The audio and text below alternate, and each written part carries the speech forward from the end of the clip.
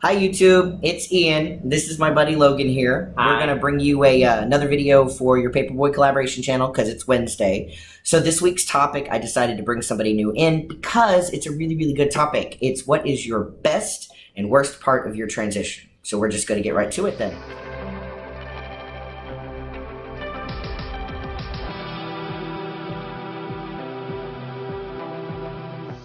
So everybody has their own like things. My best and worst is like super weird. So we're gonna do best first. So the best part of my transition was, and people have asked me this especially after top surgery, like, how do you feel? Normal. I can't explain that. Like, I just feel so normal. Like before, when I lived as a female, like everything just seemed wrong like all the time, and I couldn't put my finger on why things were off or weird. And then when I started transitioning, like the physiological changes that happen as a result of taking testosterone, like your brain changes, like everything. I did lose my ability to multitask though, which makes me sad. But I just feel so damn normal. Like, oh, I know that guy. Yeah, he's a dude. What about you? Best. Can I have two answers for this? Absolutely. Okay. Other than my transition as a whole being the best part of my transition, my top surgery was definitely a large turning point in my transition, in my like mental health and insecurity levels and personal image. Not even because of how my shirts look now, but because of how I feel.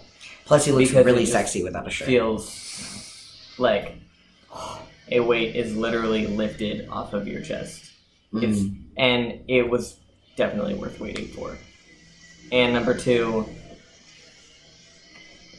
and this took 3 years, 4 years maybe, for my dad to call me Logan for the first time. He's only done it about like 4 or 5 times at this point, but it took 3 or 4 years.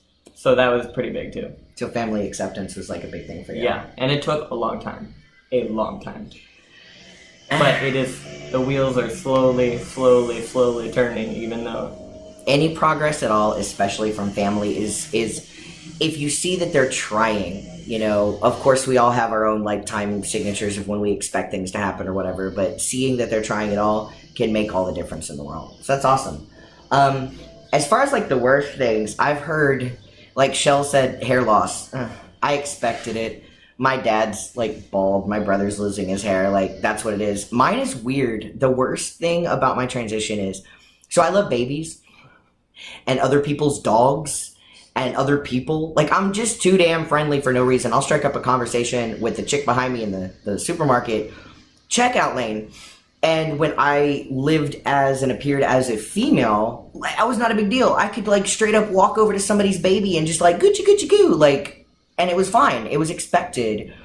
I am dangerous now, and that's the perception that people have of me, especially females. And it's absolutely like understandable, you know, because there are a lot of bad men out there that will take advantage of situations and everything. But being perceived as one of those guys when I can't, you know, goo goo gaga at your baby or come pet your dog because I'm dangerous inherently just for being male. I mean, I've got a beard, I'm a big old fat guy, I'm overly friendly, and that's not normal for men, apparently.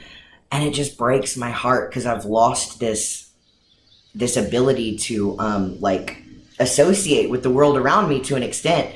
And on the same token, like, men speak to me differently, and it really makes me angry. Like, why are you talking about her boobs? Just because I'm standing here? Like, I don't want to hear about that. Like, why are you saying that? So I find myself in a position where I could probably get in a lot of fights. I have to be very tactful. Thank you for the word. I have to be very tactful, because if a guy like says something and it's really seriously misogynistic, I'm like, ew, that's gross. And then I just walk away because I don't want him to like punch me or something. So that's mine. What about you? What's yours? Worst.